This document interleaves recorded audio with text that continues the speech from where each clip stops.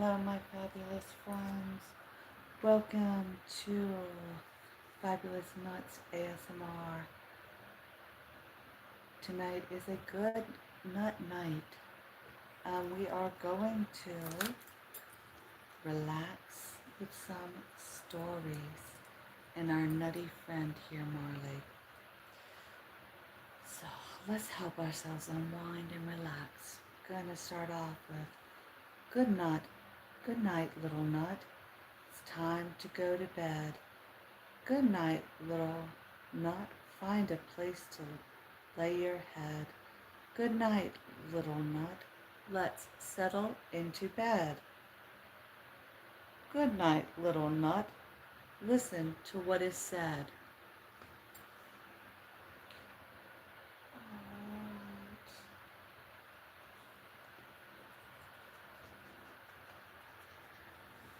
We'll get rid of the legal stuff before we get going. The book and this collection of books are in the public domain. You can find them at the Library of Congress, Anderson, H.C. Tales, New York and Fredericks Stokes Company of 1894. Sit back, relax, and let's take a listen. We're going to start tonight with Secret. I can't see the page.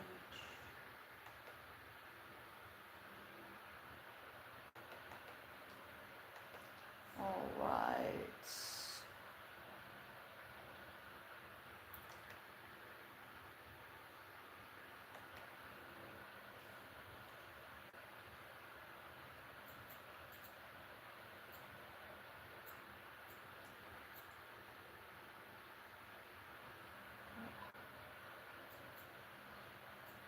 We're going to start our fairy tale readings with Hans Andersen. I'm just trying to get to some of his books.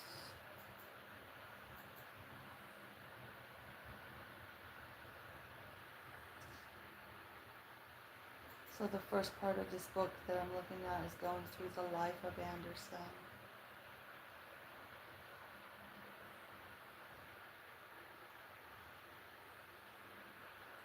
The early part of his career. So it's an introduction. Of course, because I'm moving from one computer to the next.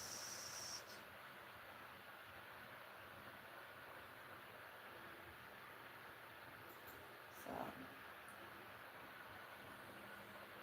gosh, I wish I could jump ahead.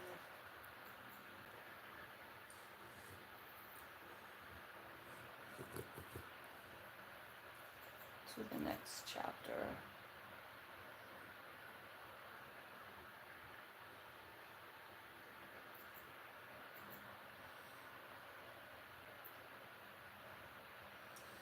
Ooh, 17 pages so far about the guy's life.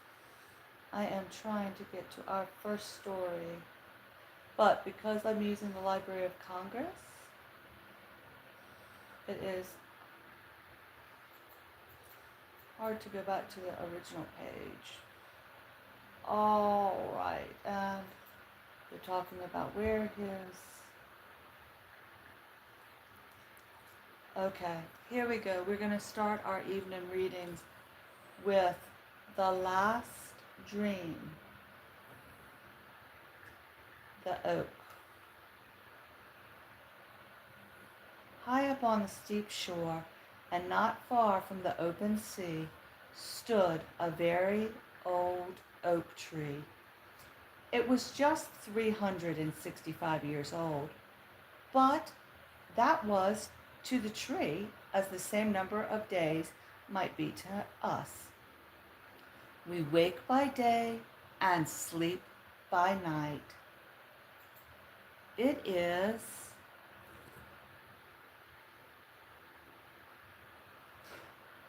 different with the tree.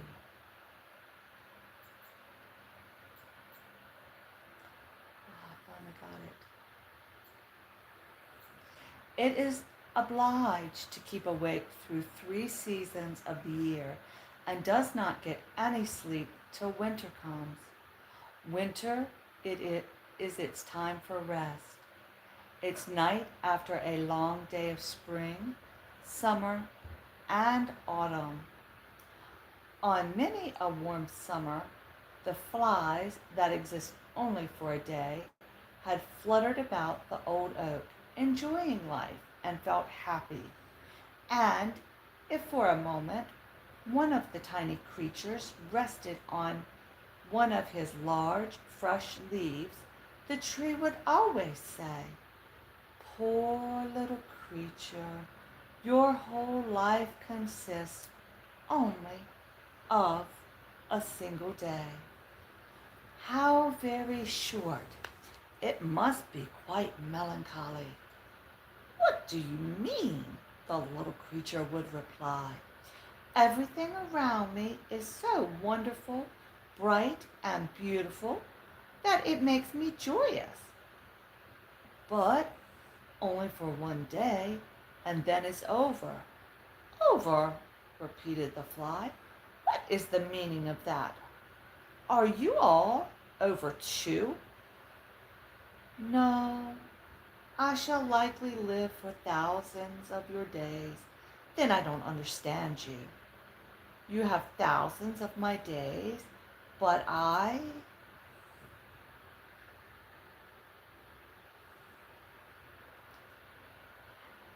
"have thousands of moments in which I can be very happy." "We have the same time to live, only we reckon differently." And the little creatures danced and floated in the air, was very happy. When the sun sank low, it felt tired. Its wings could sustain it no longer, and gently, slowly, it glided down upon the soft, waving blades of grass, nodding its little head as well as it could nod, and slept peacefully and sweetly. The fly was dead. "Poor little fly," said the oak. "What a terribly short life." And so on every summer day, the dance would repeat, the same questions asked,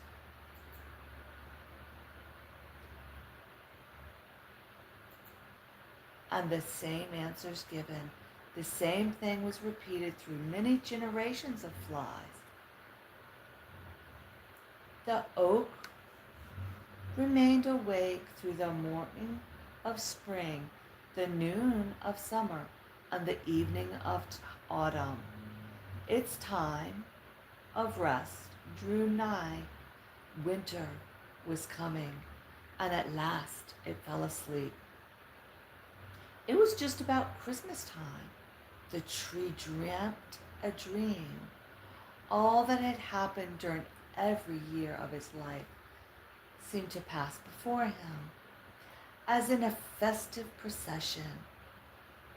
Then it seemed as if new life was thrilling through every fiber of roots and stem and leaf. The tree felt itself stretching and spreading out, while through the roots ran the warm vinegar of life. As he grew higher and still higher, with encased strength, his self-satisfaction increased, and with it arose a joyous longing to grow higher and higher, to reach even the warm, bright sun itself. Already had its topmost branches pierced the clouds, which floated beneath them like large white swans. The stars became visible in broad daylight, large and stark, like the clear, gentle eyes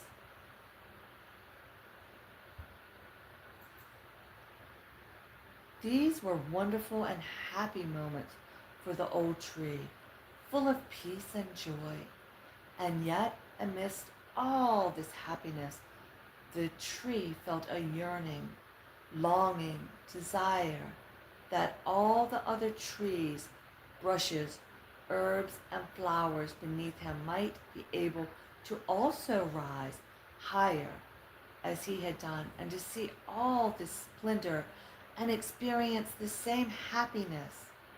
At length, his longing was satisfied. Up through the clouds came a green summit of forest trees, and beneath him the oak saw them rising and growing higher and higher. Bush and herb shot by the roots to rise more quickly. Every native of the wood, even the brown and feathery rushes, grew with the rest, while the birds ascended with the melody of song.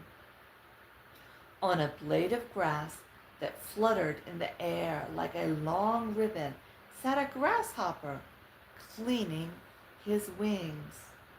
But where is the little blue flower that grows by the water? Asked the oak. And the purple bellflower and the daisy.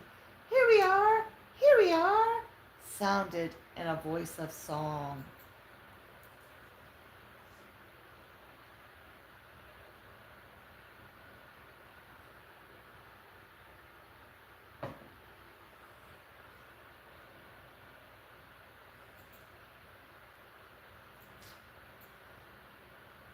But the beautiful time of last summer, where is that? And the lily of the valley, which last year covered the earth with their bloom, and the wild apple tree with its lovely blossom, and all the glory of the wood, which has flourished year after year. We are here, sounded voices higher in the air. Why, this beautiful, too beautiful to believe, said the oak, its joyous tone. And the old tree, as he still grew upwards and onwards, felt that his roots were loosening themselves from the earth. It's all right. It is best, said the tree. No feathers hold me now. I can fly up to the very highest point in light and glory, and all I love, all are here. Such was the dream of an old oak. And while he dreamed, a mighty storm came crushing over the land and sea at the holy Christmas time. There was a cracking, crashing heard in the tree. The roots was torn from the ground. Just when he fancied it was being loosened from the earth, he fell. His 368 years were passed as a single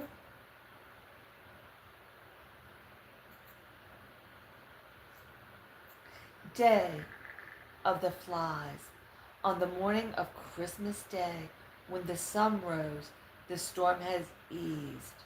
The tree is down, the old oak, our landmark, on the coast, exclaimed the sailors.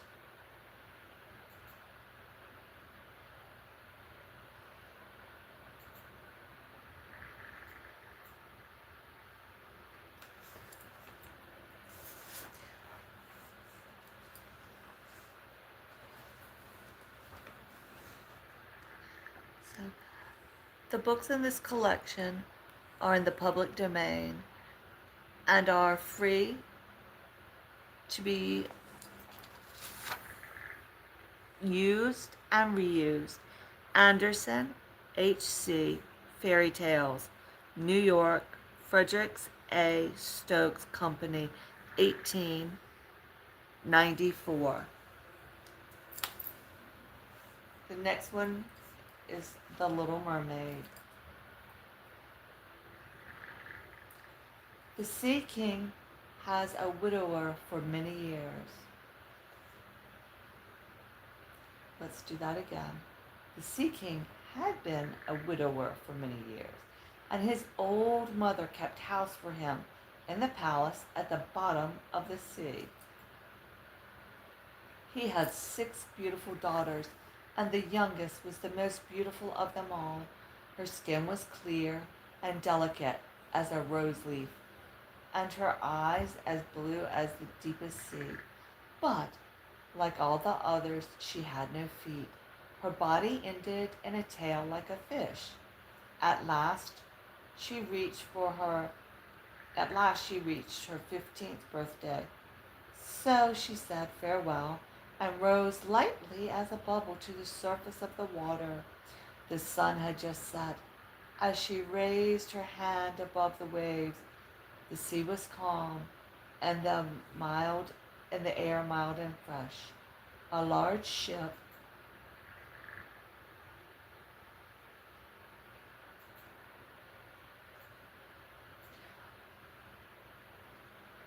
with 3 masts lay becalmed on the water with only one sail set, for not a breeze stirred, and the sailors sat idle on the deck amongst the riggings. There was music and song aboard, and as darkness came on, 100 colored lanterns were lit, as if the flags of all the nations waved in the air. The little mermaid swam close to the cabin windows, and now and then, as the waves lifted her up, she could look in through the clear glass window pane and see a number of well-dressed people within. Amongst them was a young prince, the most beautiful of all, with large black eyes. He was 16 years of age, and his birthday was being kept with much rejoicing. The sailors were dancing on the deck, but when the prince came out of the cabin, more than 100 rockets rose in the air, making it as bright as day. The little mermaid was so startled that she dove under the water, and when she again stretched her head out, it appeared as if all the stars of heaven were falling around her. She had never seen such fireworks before. After a while, the sails were quickly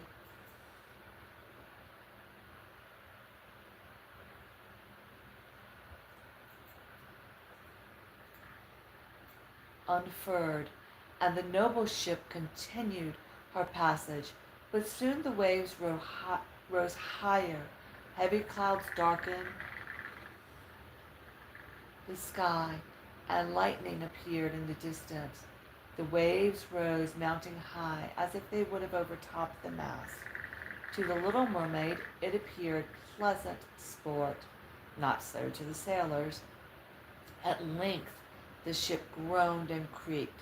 The thick planks gave way under the lashing of the sea as it broke over the deck, and the mainmast snapped asunder like a reed. The ship lay over on her side, and the water rushed in. The mermaid now perceived that the crew were in danger. Even she herself were obliged to be careful to avoid the beams and planks of the wreck, which lay scattered on the water. At one moment it was so pitch dark she could not see a single object, but a flash of lightning revealed a whole scene. She could see every one. She could not see a single object, but a flash of lightning. She could see every one who had been on board except the prince. When the ship parted, she had seen him sink into the deep waves, and she was glad, for she thought he would now be with her. And then she remembered.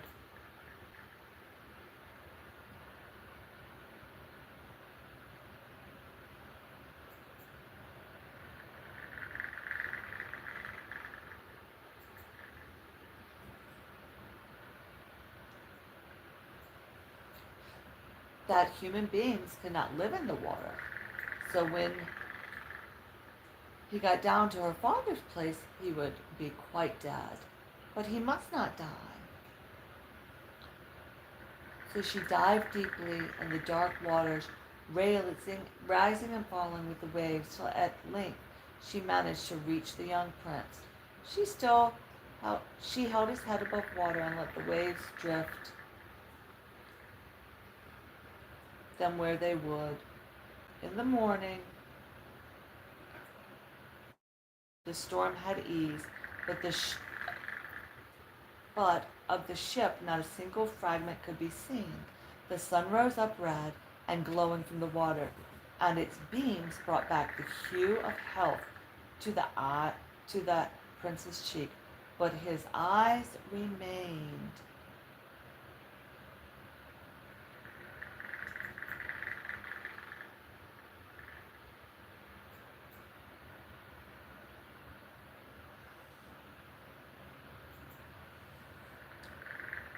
closed. The mermaid kissed his high, smooth forehead and stroked back his wet hair. Presently they came in sight of land. The sea had formed a little bay in which the water was quite still, but very deep. So she swam with her handsome prince to the beach, which was covered with fine white sand, and there she laid him in the warm sunshine. The little mermaid swam out from the shore and placed herself between some high rocks that rose out of the water. Then she covered her head and neck with the foam of the sea so that her little face might not be seen, and watched to see what would become of the poor prince. She did not wait long before she saw a young girl approach the spot where he lay. She seemed frightened at first, but only for a moment. Then she fetched a number of people, and the mermaid saw that the prince came to life again, and smiled upon those who stood around him. But to her he sent no smile. He knew not that she had saved him.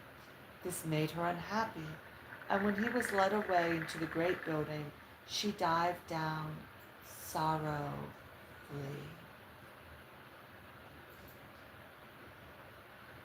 into the water and returned to her father's castle.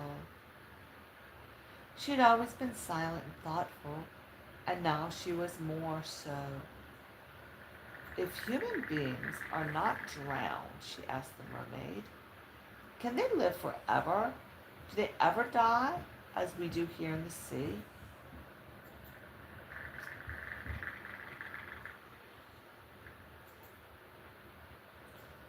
Yes, replied the old lady, they must die, and their term of life is even shorter than ours. We sometimes live 300 years, but when they cease to exist, but when we cease to exist here, we only become the foam on the surface of the water, and we have not even a grave down here for those we love. We have no immortal soul. My big girl is drinking water. Live. We shall never live again, but like the green seaweed, when it once it has been cut off, we can never flourish more. Human beings, on the contrary, have a soul which lives forever after the body has turned to dust. But if a man were to love you so much that you were more to him than his father or his mother, and if all his love were fixed upon you, and the priest placed his right hand in yours, and he promised to be true to you here and hereafter, then his soul would glide into your body, and you would obtain a share in future happiness of mankind. And the little mermaid went out from her garden and took to the road to the foaming whirlpools behind which the sorceress lived.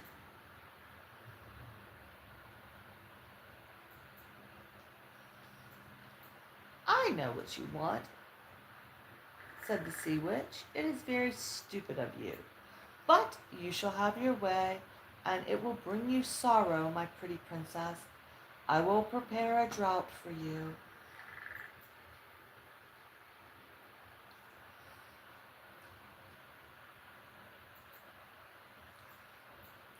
With with which you must swim to land tomorrow before sunrise. Sit down on the shore and drink it. Your tail will then disappear and shrink up into what mankind calls legs, and you will feel great pain, as if a sword were passing through you. But all who see you will say that you are the prettiest little human being they've ever saw. You will still have the same floating gracefulness of movement, and no dancer will ever tread so lightly. But at every step you take, it will feel as if you were treading upon sharp knives, and that the blood must flow, and you must give me your voice. It all happened as the witch said. The prince found her on the shore, took her to the palace. She was very soon arrayed in costly robes of silk, muslin, and the most beautiful creature in the palace. She was dumb and could neither speak nor sing. Finally, the prince was going to be married to the princess of the neighboring country. When he arrived there in his ship, the church bells were ringing, and from the high towers sounded a flourish of a picture on that page. Turn to the next page. Trumpets and soldiers with flying colors, glittering bayonets lined the roads through which they passed. The little mermaid kissed his hand and felt as if her heart were already broken. His wedding morning would bring death to her, and she would change into foam. After the wedding, they all went on board the ship to rest. The little mermaid leaned her white arms on the edge of the vessel and looked towards the east for the first ray of the dawn, which would be her death. She saw her sisters rising out of the flood. "We have given our hair to the witch," they said, "to obtain help for you, that you may not die tonight. She has given us a knife. Here it is. See, it is very sharp. Before the sun rises, you must plunge it into the heart of the prince. When the warm blood falls upon your feet, they will grow together again and form into a fish's tail, and you will once more be a mermaid."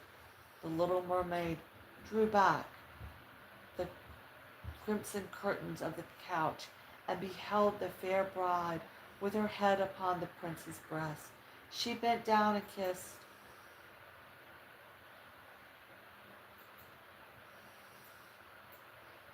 his fair brow, and looked at the sky on which the rosy dawn grew brighter and brighter, and she glanced at the knife, again fixed her eyes on the prince, and then she threw the knife into the sea and plunged in herself.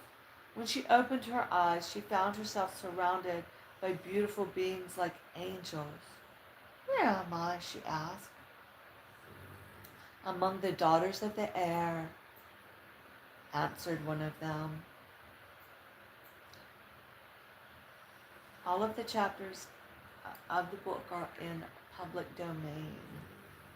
The Wild Swans. This will be the last reading of the night. In a far-off land dwelt a king who had 11 sons and one daughter named Eliza. Ooh, I was going to name my second daughter that. The king loved his children dearly and gave them everything that children could wish for.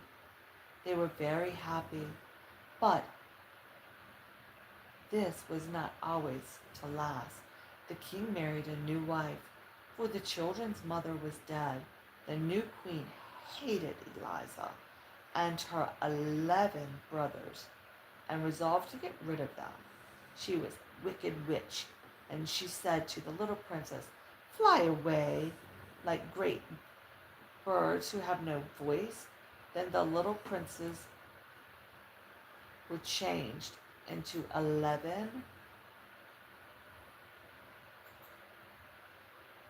swans, and they flew out of the palace window away into the forest.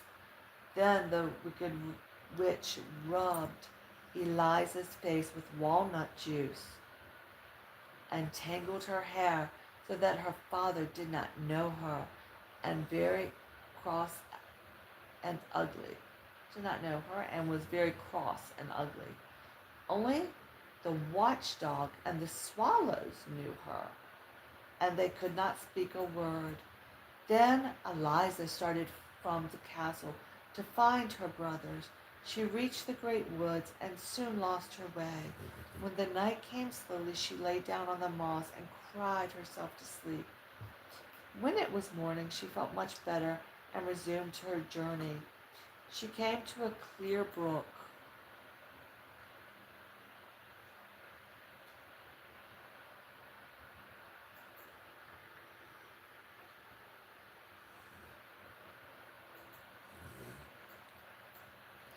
And when she saw her reflection, she was horrified by her ugly appearance. When she had bathed herself, however, she became the beautiful princess again. When the sun was about to set, Eliza saw 11 white swans with golden crowns.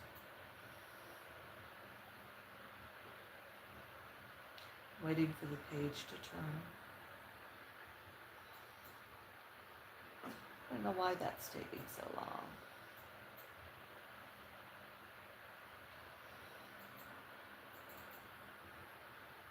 Don't get it. Maybe that's all we get to read tonight.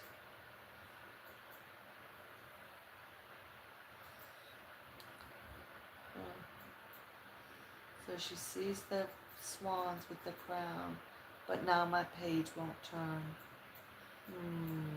I don't know. We might not get any more of the book. Oh no.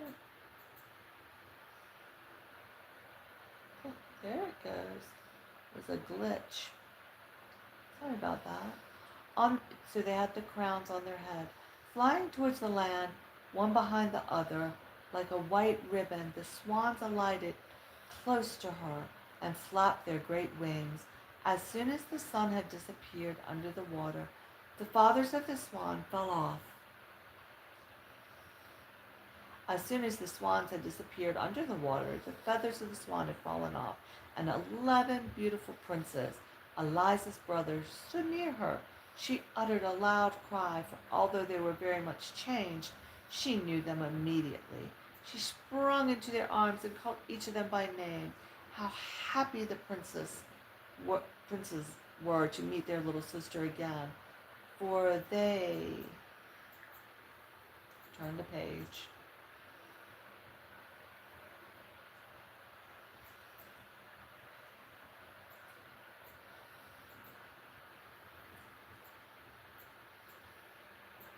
For they recognized her, although she had grown so tall and beautiful. "We brothers," said the oldest, "fly about as wild swans so long as the sun is set in the sky. But as soon as it sinks behind the hills, we recover our human shapes. We do not dwell here, but in a land that lies beyond the ocean. We are permitted to visit our homeland once every year and to remain 11 days. Tomorrow our time is up and we must go back and remain for a whole year. Take me with you," begged Eliza. So they spent the whole night weaving a strong net of rushes. In the morning, Eliza placed herself upon it, and the swans took it in their beaks, and away they flew till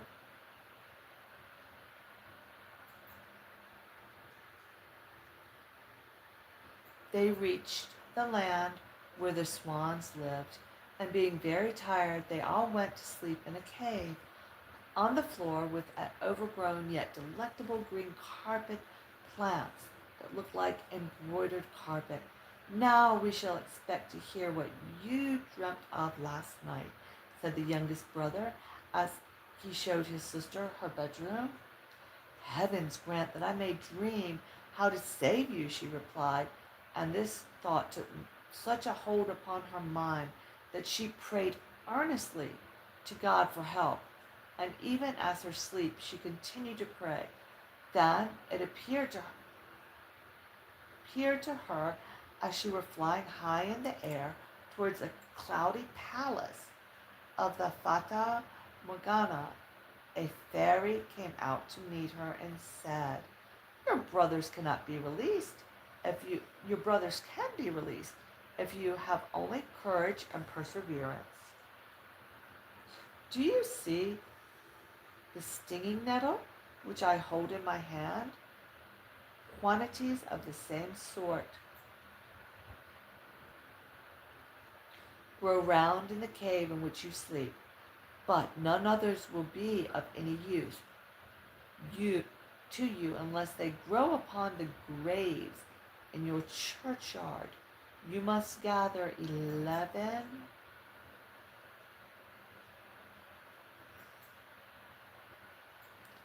All right, there was a page with a picture on it. Turning that page.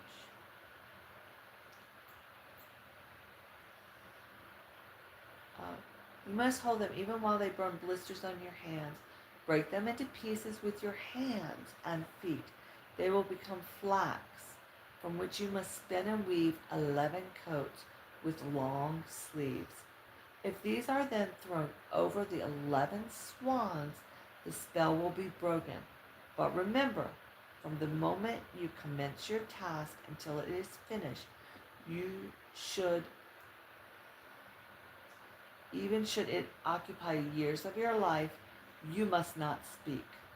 The first word you utter will pierce through the hearts of your brothers like deadly daggers. Their lives hang upon your tongue.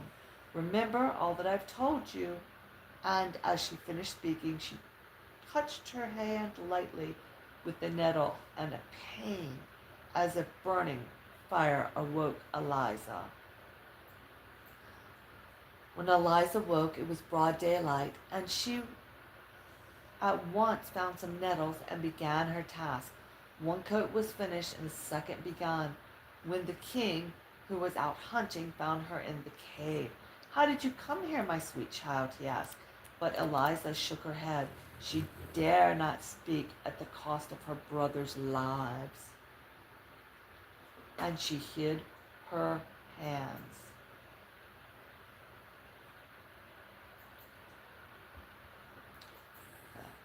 Page. All right. She hid her hands under the apron so the king might not see how she must be suffering. Come with me, he said. Here, you cannot remain. If you are good as you are beautiful, I will dress you in silks and velvet. I will place a golden crown on your head. You shall dwell and rule and make your home in my richest castle. And then he lifted her on his horse. She wept and wrung her hands, but the king said, I wish only your happiness. A time will come when you will thank me for this. Then he galloped away over the mountains, holding her before him on his horse, and the hunters followed behind them. On arriving at the castle, the king led her into a marble hall, where large fountains played, and where wall and ceilings were covered with rich paintings. But she had no eyes for all these glorious sights. She could only mourn and weep. She had taken with her the coats and some nettles, and she continued her work. The bishop said she was a witch because she did not talk, but the king did not listen to him. She had to go to the graveyard every night for the nettles. And turning the page. Finally,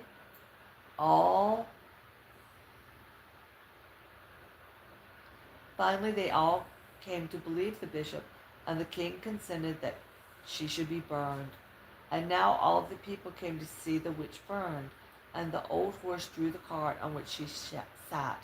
They had dressed her in a garment of coarse sackcloth. Her lovely hair hung loose on her shoulders. Her cheeks were deathly pale. Her lips moved silently while her fingers still worked on the green flax. Even on her way to death, she would not give up her task. The 10 coats of mail laid at her feet. She was working hard on the 11th while the mob jeered at her and said, turn the page.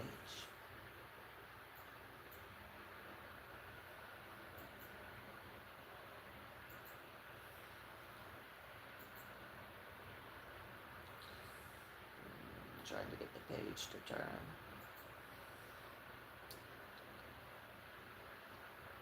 Oh, it's gotten stuck again.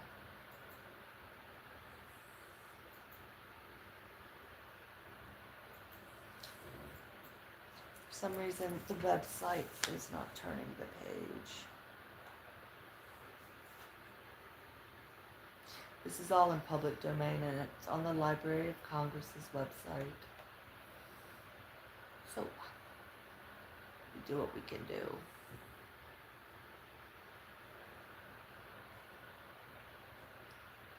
Finally. Got it. Look at the witch, how she mutters. She has no hymn book in her hand. She sits there with her ugly sorcery. Let us tear it in 1,000 pieces. Then they pressed towards her and would have destroyed the coats of mail. But the same moment 11 wild swans flew over her and alighted on the cart. And when they flapped their large wings,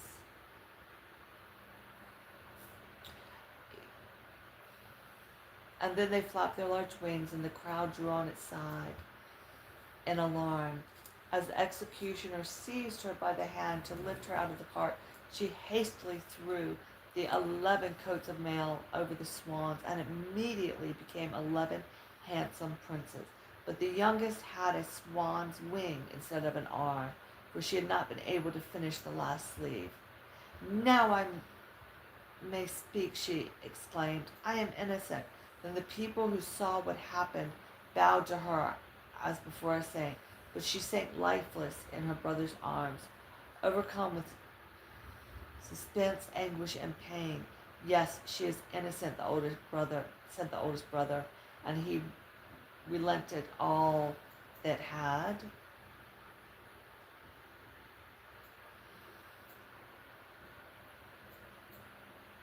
taken place. And while he spoke, there rose in the air fragrance from millions of roses.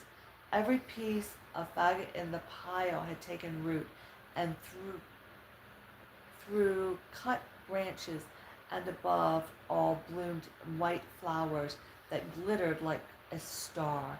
The flower the king plucked and placed in Eliza's bosom. Then she awoke from her swoon with peace and happiness in her heart. And all the church bells rang of themselves, and the birds came in great troops, and a marriage procession returned to the castle such as no king had ever seen before.